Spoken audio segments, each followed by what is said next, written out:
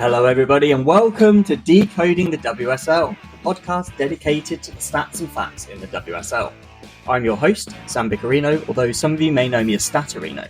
This is part of a mini-series, looking back at some of the big talking points of the 23-24 season. Today, I'm diving deep into Bunny Shaw's numbers. I'm going to break down her stats and explain why she was my player of the season. Yes, here we are in another episode of the mini-series looking back at the 23-24 season. Today, as I said, we're looking at my player of the season. Now, the 23-24 WSL season saw a lot of incredible performances from a lot of talented players. So when it came to player of the season, I had to put a shortlist together. And obviously, it was stacked with stars. There was Kiara Keating in goal. We had Niamh Charles and Alex Greenwood representing some defenders. There was Katie Zellen, the midfield maestro, as well as Grace Clinton. We had dangerous attackers like Lauren James and Lauren Hemp and Elizabeth Turland. But for me, one name stood out above the rest. Khadija Bunny Shaw. Now, let's start with the most obvious thing, goals. Bunny Shaw was a goal-scoring machine last season, leading the league with an impressive 21 goals, 8 more than Lauren James and Elizabeth Turland in joint second. Remarkably, none of those goals were penalties, and she also missed 3.5 games through injury. Shaw's 21 goals in 1,383 minutes meant she scored a goal roughly every 66 minutes, which was the best of any player in the league. As we all know, if you don't buy a ticket, you don't win the raffle, and Bunny bought more tickets than any other player.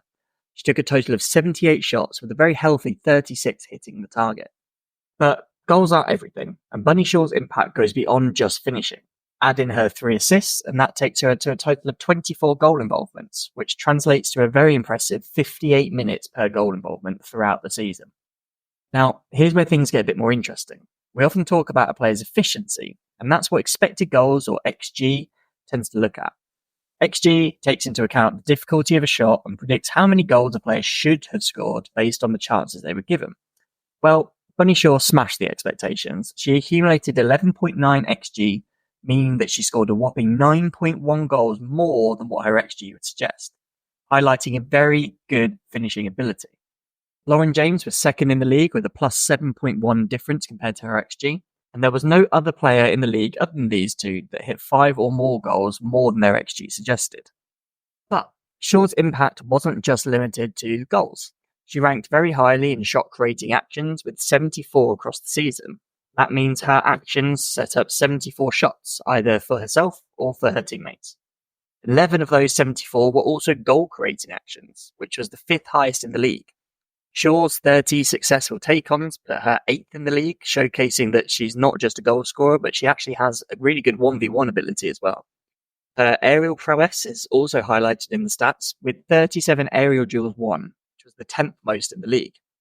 And my final stat for Bunny Shaw's season are 29 fouls won, which shows her ability to draw fouls and help the team win free kicks in dangerous positions.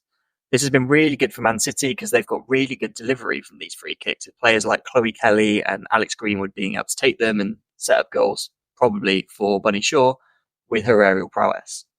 So when you look at the entire picture, the goals, the involvement, the efficiency, and the well-rounded skill set, I think that Bunny Shaw deserves the title of the WSL Player of the Season for the 23-24 campaign. Her impact on Man City's success was undeniable, and she truly stood out from the rest.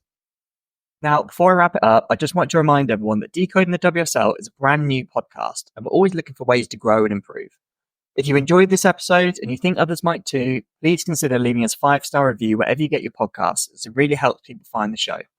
Every bit of support helps us reach more listeners and continue to bring more interesting discussions about the WSL. Also, you can find me on X, formerly Twitter, and Instagram at Statorino. That's it for today's data-driven deep dive in the WSL. Thanks for listening. Join me next time on Decoding the WSL.